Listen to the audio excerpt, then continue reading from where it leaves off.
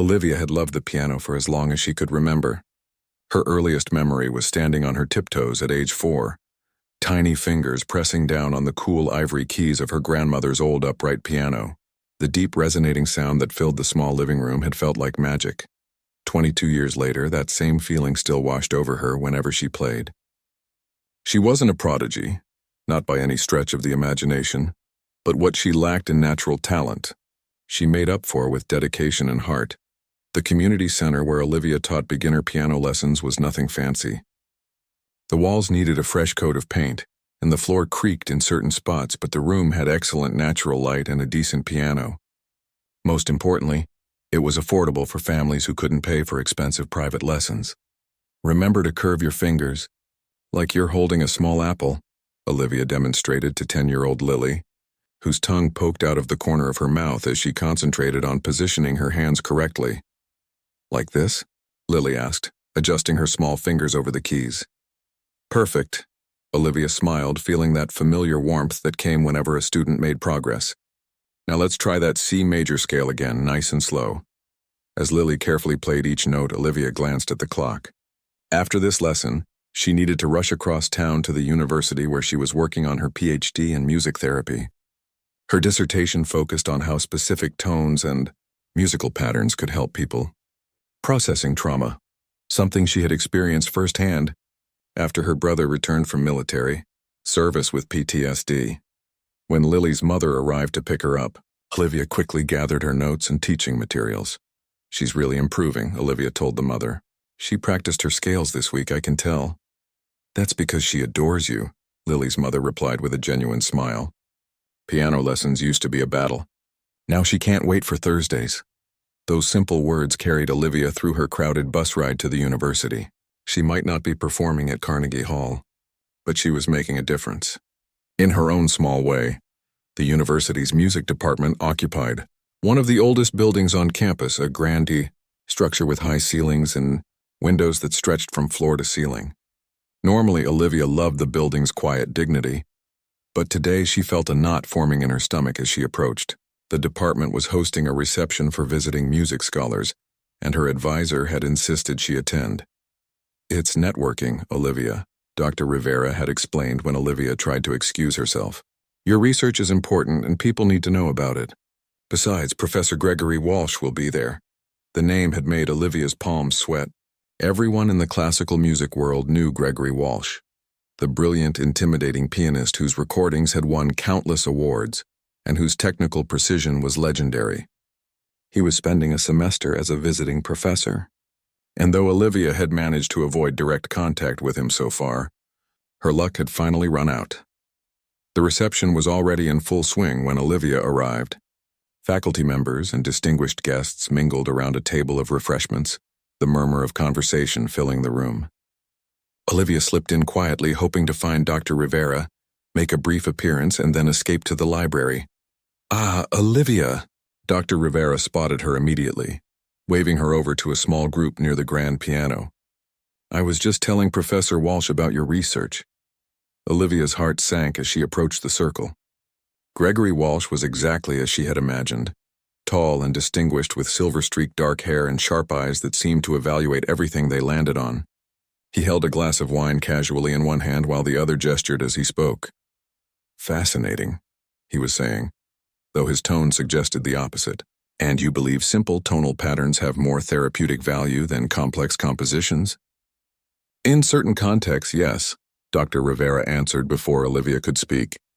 "Olivia's preliminary research shows promising results, especially with trauma patients." Walsh's gaze shifted to Olivia, and she felt herself being sized up in an instant. "Do you play, Ms.?" he asked, leaving the question hanging. "Chen, Olivia Chen." "And yes, I do," she answered, fighting to keep her voice steady, "though my focus now is more on the therapeutic applications rather than performance." Something that might have been amusement flickered across Walsh's face. "How convenient," he murmured, just loudly enough for those nearby to hear. Heat rose to Olivia's cheeks, but before she could respond, the department head stepped forward. "Perhaps Ms. Chen would favor us with a demonstration," he suggested, gesturing toward the gleaming grand piano in the corner. "Something to set the mood for our gathering." Olivia froze. Playing for her students or her research participants was one thing. Playing in front of Gregory Walsh, whose critical ear could detect the slightest flaw, was entirely another. But refusing would only confirm whatever dismissive thoughts he already had about her abilities. Of course, she heard herself say, moving toward the piano as if in a dream. As she sat down and adjusted the bench, Olivia made a quick decision. She would play Debussy's Clair de Lune, not the most technically demanding piece, but one that allowed for emotional expression, which she believed was at the heart of music's healing power. The room quieted as her fingers touched the keys. Olivia took a deep breath and began to play, trying to focus on the music rather than the audience. The familiar notes flowed from her fingers, and for a moment she forgot where she was, lost in the gentle rises and falls of the melody. Then she heard it, a soft but unmistakable scoff from the direction where Walsh was standing. Her concentration broke for just an instant, causing a slight hesitation in her tempo. She recovered quickly, but the damage was done. That tiny mistake seemed to hang in the air, and though she finished the piece without further error, Olivia knew Walsh had noted every imperfection. As the final notes faded, there was polite applause from the gathering. Olivia stood and gave a small nod of acknowledgement, her eyes carefully avoiding Walsh's corner of the room. But as she tried to slip back into the crowd, his voice cut through the resumed conversations. "An interesting choice," Walsh said, his voice carrying effortlessly, though perhaps something less ambitious might have been more suitable for your skill level. The room didn't exactly fall silent, but conversations definitely hushed as people pretended not to listen while doing exactly that. Olivia felt every eye on her, some with sympathy, others with barely concealed second-hand embarrassment. "I believe music should communicate feeling, not just technical skill," she replied, surprising herself with how steady her voice sounded despite her racing heart. Walsh raised an eyebrow. "Indeed, but without proper technique, how can one adequately express anything? It's like trying to write poetry without knowing grammar." He turned to the colleague beside him. "This is precisely what I mean about the declining standards in music education. We have people teaching piano who can barely play themselves." The comment wasn't directed at her specifically, but everyone in earshot knew exactly what, or rather who, he meant. Olivia stood rooted to the spot, humiliation washing over her in waves. Several colleagues suddenly became very interested in their drinks or the ceiling, or anything that wasn't the uncomfortable scene unfolding before them. Dr. Rivera stepped forward, clearly trying to smooth over the awkward moment. "Olivia's research is quite groundbreaking, actually. Her approach prioritizes the neurological response to specific tones rather than—" "Yes, yes," Walsh interrupted with a dismissive wave. "Very interesting, I'm sure. But perhaps mastery of the basics should come first, don't you think?" Olivia felt a strange calm descend over her as the initial shock of his cruelty faded. She thought of Lily and her other students, how their faces lit up when they played even the simplest melody correctly. She thought of her brother, who couldn't listen to complex music after his trauma but found peace in single, sustained notes that Olivia played for him. With a small, dignified nod to Dr. Rivera and the others, Olivia quietly excused herself. "I have an early class tomorrow. Thank you for the lovely evening." As she walked away, she heard Walsh launch into a story about some prodigy he had taught in Vienna, his mocking laughter following her out the door. Outside, the cool evening air felt like a balm on her flushed skin. Tears pricked at her eyes, but Olivia blinked them back. Walsh's words stung not because she thought she was a brilliant pianist. She had always known her limitations, but because he had so casually dismissed years of research and passion with a few cutting remarks. As Olivia walked to the bus stop, her phone buzzed with a text from Dr. Rivera. "I'm so sorry. Walsh is notorious for this behavior. Don't let him discourage you. Your work matters." The simple message helped ease the tight knot in her chest. By the time her bus arrived, Olivia's embarrassment had begun to transform into something else, a quiet determination. Walsh might be a master of technique, but he understood nothing about the true power of music. And someday, she would show him exactly what a single, perfectly played note could do. Olivia couldn't sleep that night. Every time she closed her eyes, she heard Walsh's mocking tone and saw the pitying looks on her colleagues' faces. Around 3 a.m., she gave up trying, made a cup of tea, and sat by her apartment window watching the empty street below. "This isn't about me," she whispered to herself, steam from the tea warming her face. It's about the work. By morning, she had made a decision. She wouldn't hide from Walsh or change her research to please him. Instead, she would prove that her approach had value, not for her ego, but for the people it could help. The problem was that word traveled fast in the small music department. By the time Olivia arrived at the university the next day, it seemed everyone had heard about the incident at the reception. I heard Walsh tore into some grad students playing. Olivia overheard a student telling his friend as she passed them in the hallway. Apparently, she couldn't even make it through Debussy without messing up. Olivia kept her eyes forward and her pace steady, even as her stomach twisted into knots. She had expected some gossip, but she hadn't prepared for how public her humiliation would become.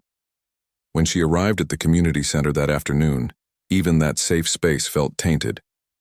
Two parents were chatting near the sign-up board for piano lessons. I heard the teacher here isn't actually very skilled. One was saying quietly to the other, "My cousin's husband works at the university, and he told me some famous pianist just called her out for being basically unqualified." Olivia cleared her throat as she approached, and both women jumped slightly, faces flushing when they realized who she was. They murmured awkward greetings before hurrying away. By the end of the week, 3 students had canceled their lessons. The official reasons varied: scheduling conflicts, budget concerns, but Olivia knew the truth. Parents were questioning whether she was good enough to teach their children. "Don't let it get to you," said Miguel, the center's director, after he found Olivia staring at the increasingly empty schedule. "People talk, but they'll forget soon enough." But Olivia wasn't convinced. Walsh wasn't just some random critic. He was one of the most respected pianists in the world, and his opinion carried weight. This became painfully clear the following Monday when Olivia received an email from the department's administrative assistant. The subject line read, "Change of Dissertation Committee." Her hands shook as she opened it. Due to expressed concerns about methodology and musical fundamentals, Professor Walsh will be joining your dissertation committee as a secondary advisor. Olivia read the message 3 times, each reading bringing fresh waves of dread. Having Walsh on her committee was a disaster. He had already decided her research was worthless, and now he would have direct influence over whether she could complete her PhD. "He can't do this," Olivia told Dr. Rivera later that day, pacing back and forth in her advisor's office. "He doesn't even believe in my research approach." Dr. Rivera sighed, removing her glasses and rubbing the bridge of her nose. "Actually, he can. He made a strong case to the department head that your work touches on piano pedagogy, which is his specialty, and frankly, the department is eager to involve him in as many projects as possible while he's here. So I'm supposed to just accept that the man who publicly humiliated me now gets to judge my dissertation?" Olivia's voice cracked slightly. "I'm still your primary advisor," Dr. Rivera reminded her gently, "and Walsh may surprise you. Beneath all that personality, he is genuinely brilliant." Olivia left the meeting feeling no better. For the next few days, she avoided the music building whenever possible, working from the library or home instead. But she couldn't avoid the department forever, especially when she received a notice about the required mid-year presentations, where all doctoral candidates had to share their research progress. The presentations were scheduled for the following week, and Walsh would be there. Olivia spent hours preparing, refining her slides, rehearsing her talking points. She knew she couldn't avoid technical questions, but she could at least ensure her research data was rock solid. The morning of the presentation, Olivia dressed carefully in a simple blue blouse and black slacks, professional but not showy. As she walked to the lecture hall, she repeated her brother's words like a mantra. "Just remember why you started this." It wasn't about them. It was about helping people like me. When she entered the room, her eyes immediately found Walsh. He sat in the front row, legs crossed casually, a notebook open on his lap. He didn't look up as she set up her materials, but Olivia could feel his presence like a weight. 3 other doctoral students presented before her, each receiving thoughtful questions and measured feedback from the faculty panel. Walsh remained largely silent, occasionally jotting something in his notebook. Then it was Olivia's turn. "Good afternoon," she began, her voice steadier than she felt. "My research examines how specific tonal patterns can create measurable neurological responses in patients with trauma-related disorders." She moved through her slides, explaining her methodology and preliminary findings. Several faculty members nodded encouragingly, and Dr. Rivera smiled at key points. Walsh's face remained impassive. The traditional approach to music therapy often emphasizes complex compositions, Olivia continued. But my research suggests that for certain patients, particularly those with acute trauma responses, simpler tonal patterns, sometimes even single, notes held at specific frequencies can create more immediate neurological calming effects. She clicked to a slide, showing brain scans. These images show the brain activity of a participant with PTSD during exposure to 3 different musical stimuli. The first is a classical piece by Mozart, the second is a simple folk melody, and the third is a single F-sharp note sustained for 60 seconds. The images clearly showed the most significant reduction in activity in the amygdala, the brain's fear center, during the single note example. As you can see, the single tone created the most pronounced, "Excuse me, Ms. Chen?" Walsh interrupted, speaking for the first time. "Are you suggesting that a single note has more therapeutic value than Mozart? That seems rather convenient for someone with limited technical abilities." The room went silent. Several faculty members shifted uncomfortably in their seats, while the students watching the presentations exchanged wide-eyed glances. Olivia felt a flush of heat rise from her neck to her face, but she kept her eyes fixed on Walsh.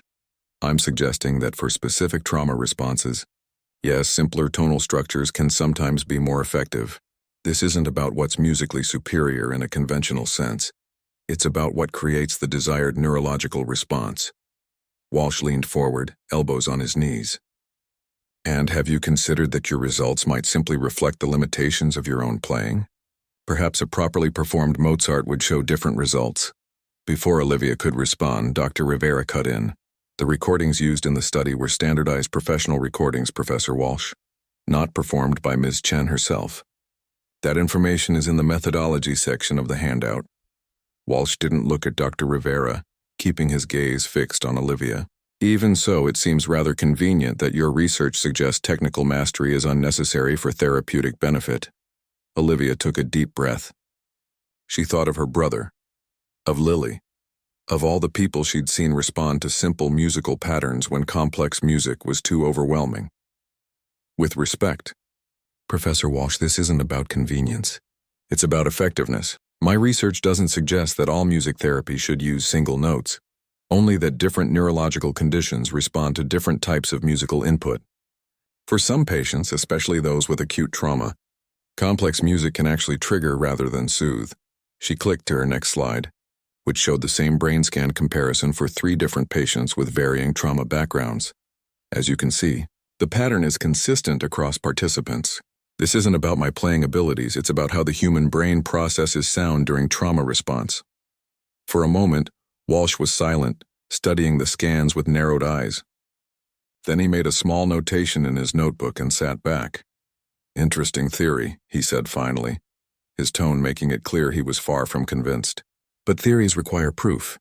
I'd be curious to see a live demonstration of this technique." Several faculty members frowned at this unusual request. Mid-year presentations typically didn't include demonstrations, but Olivia recognized the challenge in Walsh's words. He was expecting her to refuse, to hide behind her slides and data. Instead, she closed her presentation file. "I'd be happy to demonstrate, Professor. Would next Friday work? I could bring in one of the study participants who's agreed to help with educational demonstrations." Walsh's eyebrows rose slightly, the only indication that she had surprised him. "Friday would be fine. Though I wonder if you might be better served spending that time practicing your Debussy." A few nervous chuckles rippled through the audience, but Olivia didn't react to the barb. "Friday at 2 p.m. then, in the recital hall if it's available. The acoustics will be important for the demonstration." As she gathered her materials, Olivia felt both terrified and oddly calm. She had just volunteered to perform in front of Walsh again, this time with a research participant whose well-being was in her hands. If anything went wrong, her entire academic career could be over. Yet somehow she knew this was the right move. Walsh needed to see that her research wasn't just theory or worse, an excuse for her own technical limitations. He needed to witness firsthand how a single, perfectly played note could accomplish what the most complex composition sometimes couldn't. As she left the lecture hall, Dr. Rivera caught up with her in the hallway. That was either the bravest or the most foolish thing I've ever seen a doctoral student do, she said. But there was respect in her voice. Olivia managed a small smile. Maybe a bit of both. But I've spent 3 years on this research. I can't let him dismiss it without even seeing it in action. Well, you've certainly got his attention now, Dr. Rivera said. For better or worse. For better, Olivia replied, trying to convince herself as much as her advisor. It has to be for better.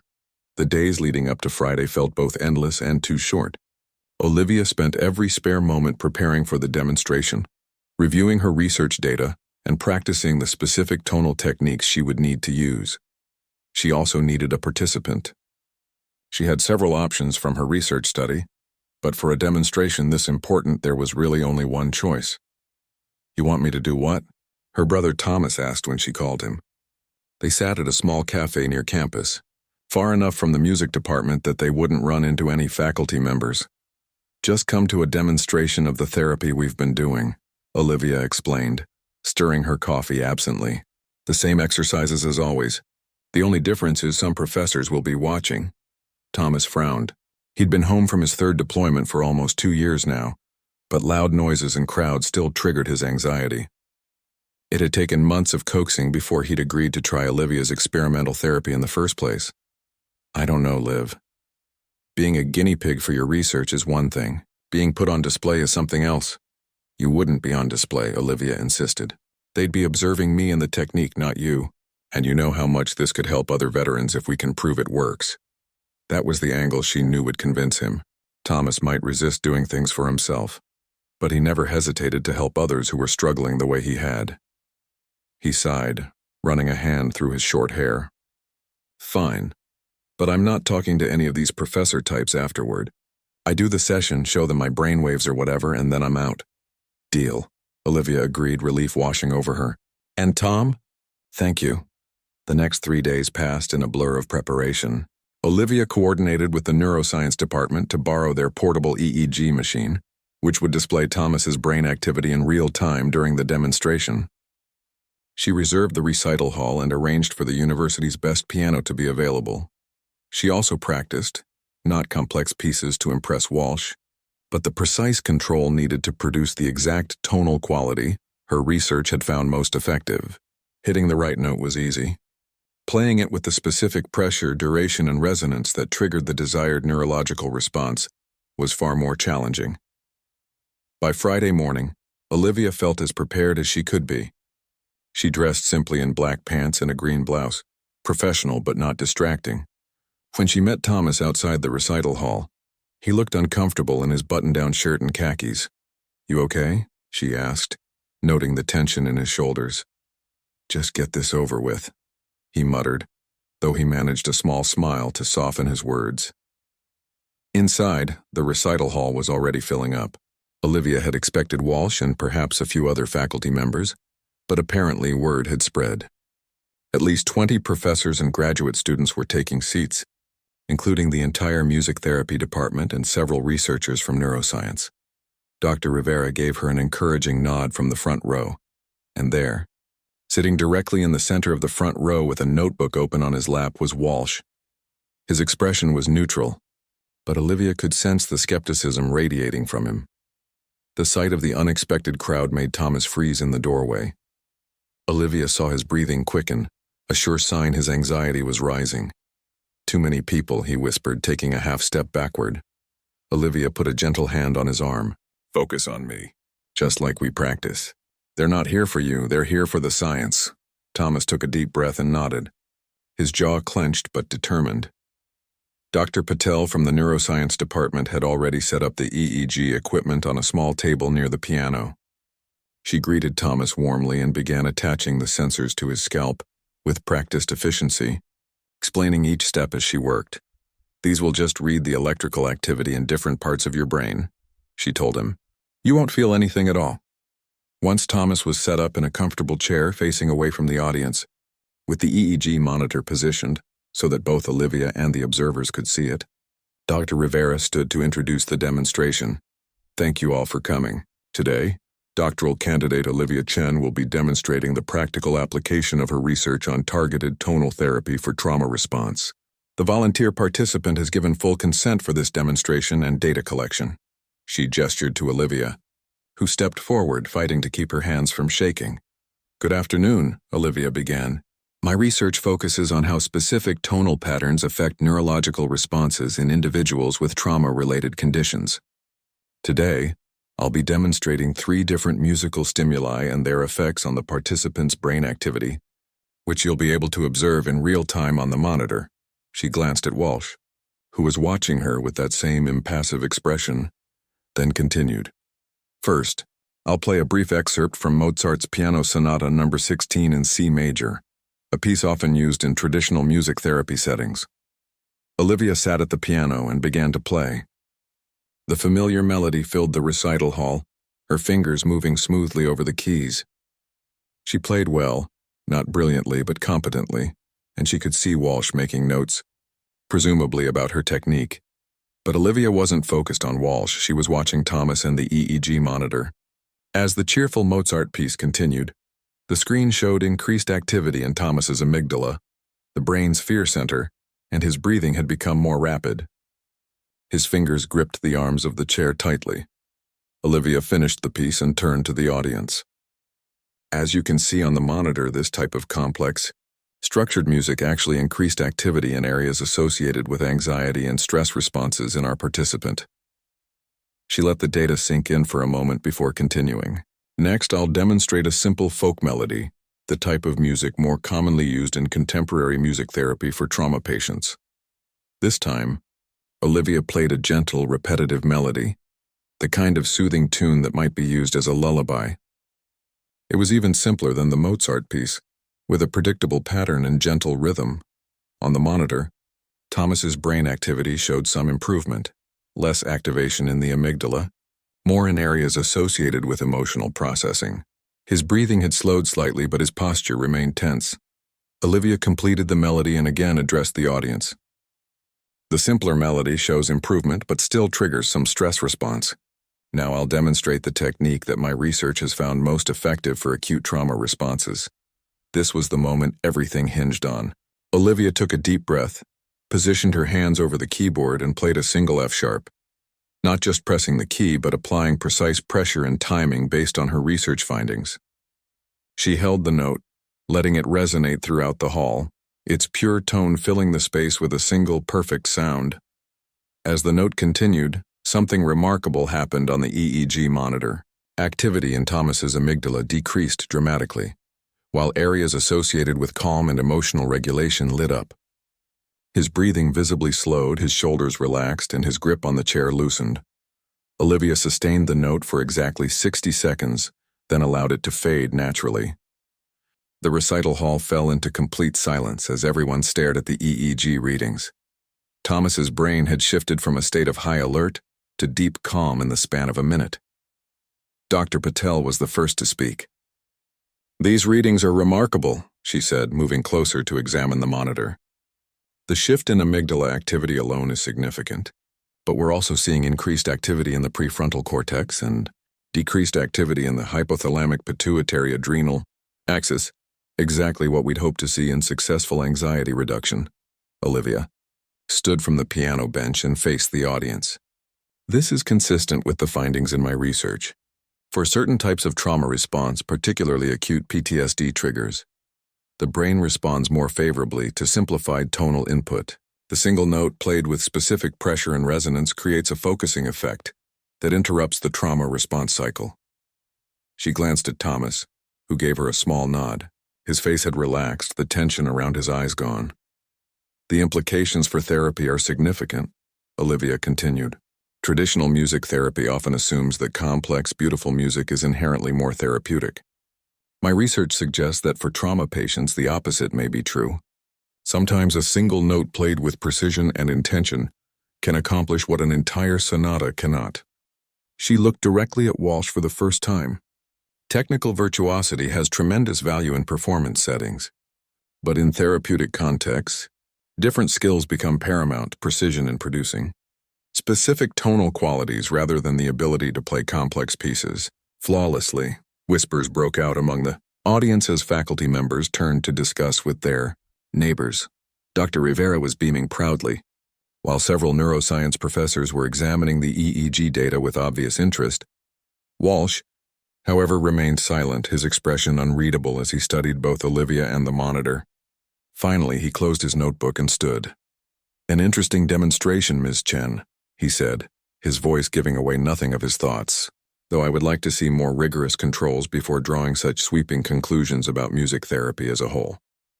Without waiting for a response, he gathered his things and walked out of the recital hall, leaving a confused murmur in his wake. Olivia felt a mix of disappointment and anger. She had hoped, perhaps naively, that the clear evidence would change Walsh's mind. Instead, he had dismissed it and walked away. "Don't worry about him," Dr. Rivera said, approaching as Olivia helped Thomas remove the EEG sensors. "That was incredible. Did you see how many faculty members were taking notes? Your research just got a lot more attention." Thomas squeezed his sister's shoulder. "Did I do okay?" "You were perfect," Olivia assured him, grateful beyond words for his help. "How do you feel?" He considered the question seriously. "Better than I have in weeks, actually. That single note thing, it's like it reset something in my head. Everything feels quieter now." As they packed up the equipment, a steady stream of professors and students approached Olivia with questions and comments about her research. Several asked for copies of her studies, while others wanted to know when she would be publishing her findings. In all the excitement, Olivia almost forgot about Walsh's dismissal. Almost. "He'll come around," Dr. Rivera told her as they left the recital hall. "Or he won't. Either way, your research stands on its own merits." "Today proved that." Olivia nodded, but as they stepped outside, she couldn't help scanning the quad, half expecting to see Walsh waiting to deliver some final cutting remark. Instead, she saw him sitting alone on a bench near the music building, staring at nothing in particular. For a brief moment, Olivia thought she saw something unexpected in his expression. Not contempt or skepticism, but something almost like uncertainty. Then he noticed her looking and quickly stood, walking away without acknowledgement. "What now?" Thomas asked as they watched Walsh disappear into the crowd of students crossing the quad. Olivia considered the question. "Now we keep going, one note at a time." The success of Olivia's demonstration spread quickly through the university. By Monday morning, her inbox was filled with emails from professors and students alike, asking for more information about her research. Even a few local therapists had reached out, interested in incorporating her techniques into their practices, but there was nothing from Walsh. "Stop checking your phone every 5 minutes," Dr. Rivera told her during their weekly meeting. "He's a proud man. It might take him some time to come around." "If he comes around at all," Olivia replied, putting her phone away. "I'm not sure his ego would allow it." Dr. Rivera leaned back in her chair. "What matters is that everyone else is taking notice. The head of the department mentioned your demonstration twice during our faculty meeting. That was good news." But Olivia couldn't help feeling that without Walsh's approval, her work would always have a shadow hanging over it. His opinion carried too much weight in the classical music world.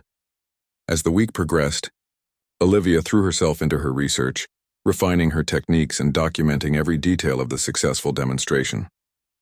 Her student roster at the community center was slowly rebuilding too, as word spread about her innovative approach rather than Walsh's criticism. On Thursday afternoon, Olivia was working in one of the practice rooms when a knock interrupted her concentration. She opened the door to find a young woman she didn't recognize, probably an undergraduate based on her age. "Are you Olivia Chen?" the student asked, twisting the strap of her messenger bag nervously. "Yes, that's me." The student took a deep breath. "I'm Lucy. I play violin in the university orchestra. Professor Walsh is our conductor this semester." She paused, glancing down the empty hallway as if worried about being overheard. "He asked me to give you this." She thrust an envelope into Olivia's hands, then hurried away before Olivia could ask any questions. Olivia closed the practice room door and examined the envelope. Her name was written on the front in elegant handwriting. She opened it carefully, half expecting a formal complaint about her demonstration or some new criticism of her work. Instead, she found a brief note.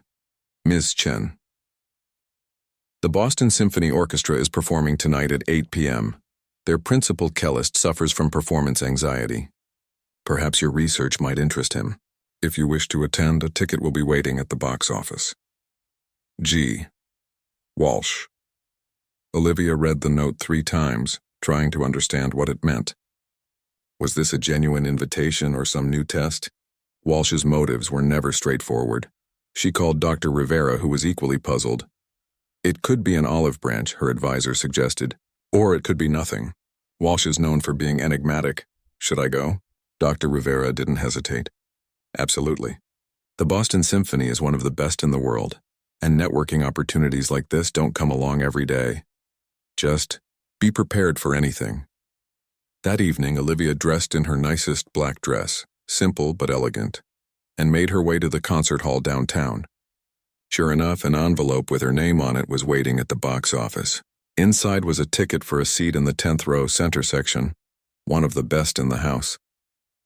As she took her seat, Olivia scanned the crowd but didn't see Walsh anywhere. The lights dimmed and the orchestra filed onto the stage. The conductor appeared to enthusiastic applause and the concert began. Olivia lost herself in the music. The Boston Symphony was everything people said it was: precise, powerful, moving. As the principal cellist rose for his solo in the second piece, Olivia watched him closely. He was a middle-aged man with salt and pepper hair, and his playing was technically flawless. But she noticed something others might miss: the slight tension in his shoulders, the way he closed his eyes not just in artistic expression, but almost as if blocking out the audience. These were the subtle signs she had learned to recognize in people fighting anxiety while performing. At intermission, Olivia went to the lobby, still puzzled about why she was there. She was examining the program notes when a familiar voice spoke behind her. "What did you think of Reynolds's solo?" She turned to find Walsh standing there, looking different somehow in a formal suit rather than his usual tweed jacket. "He's brilliant," Olivia replied carefully, "but he's fighting something while he plays. Anxiety, maybe." Walsh nodded, appearing neither surprised nor dismissive of her observation. "Robert Reynolds has been the principal cellist for 12 years. In the past 3, he's developed increasing performance anxiety. He takes beta blockers now before concerts, but they affect his playing. Make it more technical, less alive." He gestured toward a quieter corner of the lobby, and Olivia followed, curiosity overcoming her wariness. "Why did you invite me here?" she asked when they were away from the crowd. Walsh studied her for a moment. "Because I wanted to see if you would notice what I noticed about Reynolds." "And you did." He glanced at the concert hall doors where people were beginning to return to their seats. "After the concert, there's a small reception for the orchestra. Reynolds will be there. If you're interested in meeting him, I could introduce you." Olivia was stunned by the offer. "Why would you do that?" Walsh's expression remained neutral. "Let's just say I'm reconsidering some of my initial assumptions about your research." Before she could press for more, he nodded toward the doors. "We should return to our seats. The second half is about to begin." Throughout the rest of the concert, Olivia barely heard the music. Her mind was racing, trying to understand Walsh's sudden interest in her work. Was this genuine, or was he setting her up for another public humiliation? When the final notes faded and the applause died down, Olivia found Walsh waiting for her near the doors to the reception area. He led her into a room where orchestra members mingled with donors and select audience members. "Robert," Walsh called to the cellist, who was standing alone near the refreshment table. "There's someone I'd like you to meet." Reynolds turned, and Olivia noticed the tiredness in his eyes despite his polite smile. "This is Olivia Chen," Walsh said. "She's doing some interesting research at the university that might be relevant to your situation." Reynolds glanced between them, curiosity replacing his standard reception smile. "What kind of research?" Walsh nodded to Olivia, giving her the floor. "I study how specific tonal patterns affect neurological responses, particularly in people experiencing anxiety or trauma," Olivia explained, keeping her explanation simple. "Traditional music therapy often uses complex compositions, but my work suggests that sometimes simpler sound patterns, even single notes played with specific techniques, can be more effective at interrupting anxiety cycles." Reynolds's interest was clearly piqued. "And this helps with performance anxiety?" "It's shown promising results with several types of anxiety," Olivia said. "I haven't worked specifically with musicians yet, but the neurological mechanisms are similar. Would you be willing to try?" Reynolds asked, his professional reserve dropping away.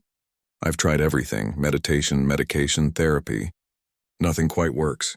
The doctors want to increase my medication dosage, but it already makes me feel disconnected from the music. Olivia hesitated, glancing at Walsh. Was this what he had intended all along? Walsh gave her the smallest of nods. Ms. Chen's demonstration last week was quite compelling, even for a skeptic like myself. The admission, subtle as it was, took Olivia by surprise. I'd be happy to meet with you, Mr. Reynolds, she said, reaching into her small purse for a business card. We could discuss whether my techniques might be helpful in your case. As Reynolds took her card, Walsh excused himself to speak with the conductor, leaving them to talk details. For nearly 20 minutes, Olivia and Reynolds discussed his anxiety symptoms and how they affected his playing. By the time they parted, they had arranged for a trial session the following week. Olivia was gathering her coat when Walsh appeared again. Thank you for the introduction, she said, still uncertain of his motives. Reynolds is one of the finest cellists of his generation, Walsh replied. It would be a shame if anxiety ended his career prematurely. So this was about helping him, not about my research. Walsh adjusted his bow tie slightly. Perhaps both. Your demonstration was unexpected. I've been teaching and performing for 30 years, Miss Chen. In that time, I've developed certain fixed views about what constitutes proper musical education and therapy. He paused, seeming to choose his next words carefully. It's not easy to reconsider such established positions, but science, good science, demands that we follow the evidence even when it challenges our assumptions. Olivia could hardly believe what she was hearing. It wasn't quite an apology, but from someone like Walsh, this admission was extraordinary. Does this mean you no longer object to my dissertation research? She asked. It means I'm willing to observe further applications of your techniques with an open mind, he replied, which wasn't exactly a ringing endorsement, but was far better than his previous dismissal, starting with Reynolds. As they walked toward the exit, Walsh added, I still believe technical excellence is essential for any serious musician. That hasn't changed. And I still believe that musical healing sometimes requires different skills than performance, Olivia countered. That hasn't changed either. To her surprise, Walsh nodded. Perhaps these perspectives aren't as contradictory as I initially thought. Outside the concert hall, they parted ways with a formal handshake. Not friends, certainly, but no longer quite adversaries either. As Olivia walked to the bus stop, her phone buzzed with a text from Thomas. How was the fancy concert? She smiled and typed back, Interesting. Very interesting. I think I just got a second chance to prove my point. Her phone buzzed again almost immediately. Does this mean the piano snob is finally listening? Olivia looked back at the concert hall where Walsh was now getting into a taxi. Maybe, she replied. But more importantly, I might have found someone else who really needs what my research can offer. As the bus arrived, Olivia felt a new sense of purpose. Walsh's opinion still mattered in the academic world, but she was beginning to understand that the real measure of her work wasn't his approval. It was the difference it could make in people's lives. One note at a time. 6 months passed quickly. Spring arrived on campus, bringing warm breezes and the frantic energy of the semester's end.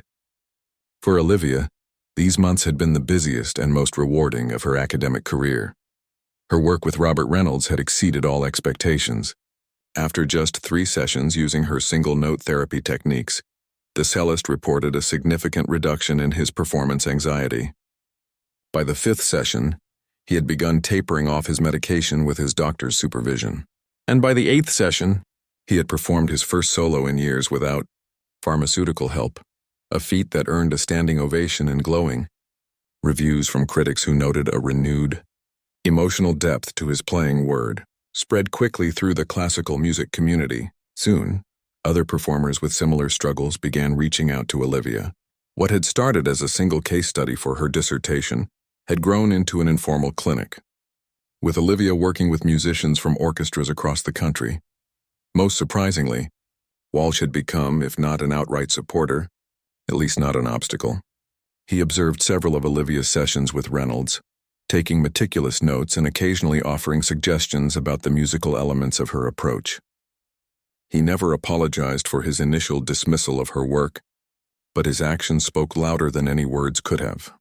On a sunny Wednesday in May, Olivia sat in Dr. Rivera's office, discussing the final draft of her dissertation.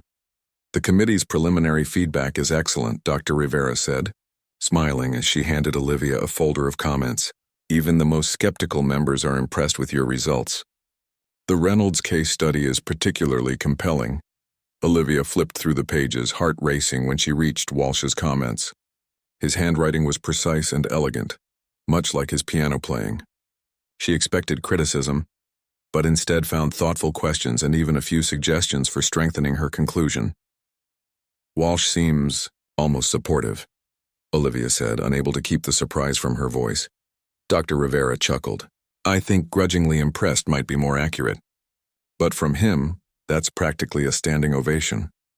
As Olivia gathered her things to leave, Dr. Rivera added, "Oh, I almost forgot. The International Society for Music and Medicine is holding their annual conference in Chicago next month. They've invited you to present your research as part of the keynote panel." Olivia nearly dropped her bag. "What? That's one of the most prestigious conferences in the field." "Indeed. Apparently Robert Reynolds knows people on the board.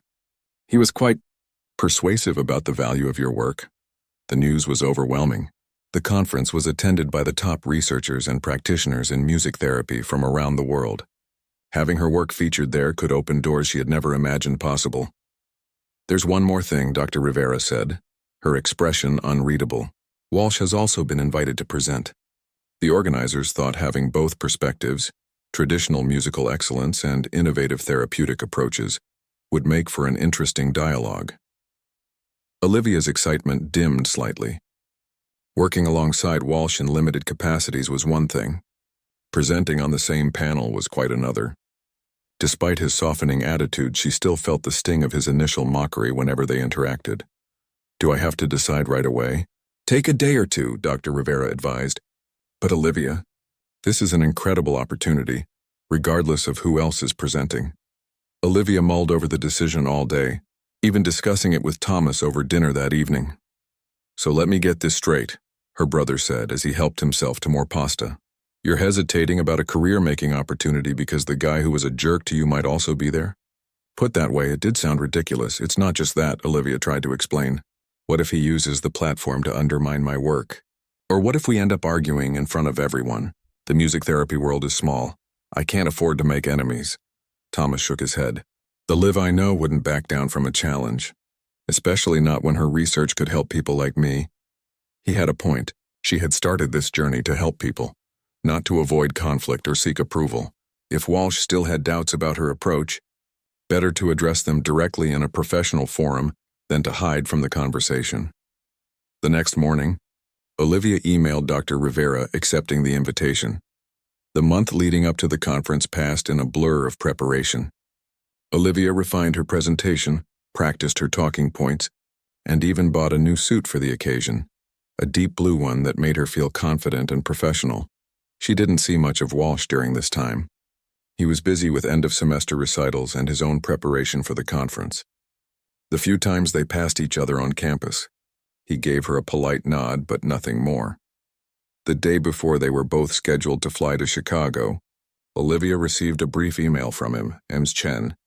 "Perhaps we should discuss the format of our panel beforehand. Coffee tomorrow at 9 a.m. at the airport cafe?" G. Walsh, Olivia agreed, curious about what he wanted to discuss. The next morning, she arrived at the cafe 5 minutes early to find Walsh already seated, a leather portfolio open on the table before him. "Thank you for meeting me," he said as she sat down.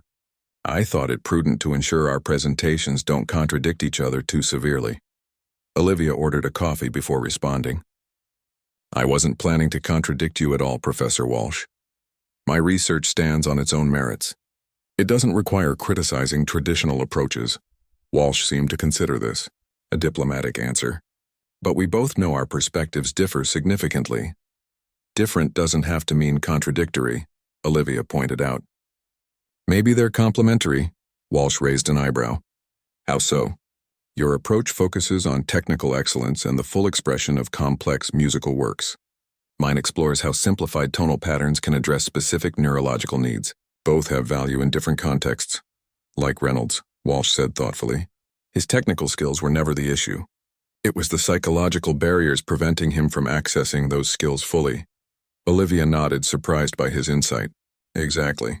And once we addressed those barriers with targeted therapy, his technical excellence could shine again. Walsh took a sip of his coffee. I've been watching your sessions with him. The improvement isn't remarkable. He paused, seeming to struggle with his next words. I may have been hasty in my initial assessment of your work. Coming from Walsh, this was tantamount to a full apology. Olivia wasn't sure how to respond. Thank you for acknowledging that, she said finally. Walsh straightened his tie, a nervous gesture she had noticed before. I've been teaching for over 30 years, Ms. Chen. In that time, I've developed certain convictions about musical education and performance. When something challenges those convictions, my first instinct is skepticism. That's understandable, Olivia said, though part of her still resented how his skepticism had manifested as public humiliation. But, Walsh continued, a good scientist, a good teacher, must be willing to revise their views when presented with compelling evidence. Your work with Reynolds and the others, it's compelling. He slid a document across the table to her. Olivia glanced down and was surprised to see the title, Integrating Technical Excellence and Therapeutic Principles in Music Education, a Collaborative Approach. What is this? She asked. A proposal for after the conference. Walsh looked almost uncomfortable, as if unused to making such offers. The music department is expanding its therapy program next year. They're looking for someone to develop a new curriculum that bridges performance and therapeutic applications. Olivia skimmed the document, hardly believing what she was reading. And you're suggesting we collaborate on this? Walsh nodded. Your research provides the therapeutic foundation. My experience offers the performance context. Together we might create something more valuable than either approach alone. It was the last thing Olivia had expected. 6 months ago, this man had publicly mocked her abilities and dismissed her research. Now he was proposing a professional collaboration. Why? She asked simply. Walsh considered the question carefully. Because good ideas deserve support regardless of their source. And because I've spent decades perfecting my approach to musical education. But I've never seen results like what you achieved with Reynolds. He paused. Perhaps an old dog can learn new tricks after all. Olivia couldn't help but smile at the uncharacteristic humility. I'll need to think about it. Of course, after the conference would be time enough for a decision. As their flight to Chicago was announced, they gathered their things and walked toward the gate together. By the way, Walsh said as they joined the boarding line, I noticed in your dissertation that you focused on F-sharp for your tonal therapy. Why that particular note? It was a technical question, the kind of detail-oriented inquiry that showed genuine interest in her methodology rather than dismissal of it. F-sharp resonates at approximately 740 Hz, Olivia explained. In my research, that frequency consistently produced the most significant calming effect in the amygdala. Different patients respond to different tones, but F-sharp has the highest success rate for trauma-related anxiety. Walsh nodded thoughtfully. Interesting. I've always found F-sharp particularly compelling in certain Chopin nocturnes. Perhaps there's a physiological basis for that emotional response. As they boarded the plane, Olivia realized that something fundamental had shifted between them. They weren't friends exactly, and they might never fully agree on all aspects of musical education, but they had found something perhaps more valuable. Professional respect based on a shared commitment to the power of music, even if they approached that power from different angles. At the conference the next day, their joint presentation received a standing ovation. The contrast between Walsh's traditional emphasis on technique and Olivia's innovative focus on neurological response created a dynamic that captivated the audience. Several universities and music therapy centers approached them afterward about bringing their combined approach to their institutions. 6 weeks later, as Olivia successfully defended her dissertation, with Walsh asking the most challenging but fair questions, she reflected on the journey that had brought her here, from public humiliation to professional recognition, from a single mocking comment to a groundbreaking collaboration. It had all started with a single note, both literally and figuratively. One note played with precision and purpose had changed a cellist's career, launched her research into the spotlight, and even softened one of the most rigid minds in classical music education. As the committee officially approved her dissertation, Making her Dr. Chen at last, Olivia caught Walsh's eye across the room. He gave her the smallest of nods, but in it she saw something that hadn't been there before. Respect.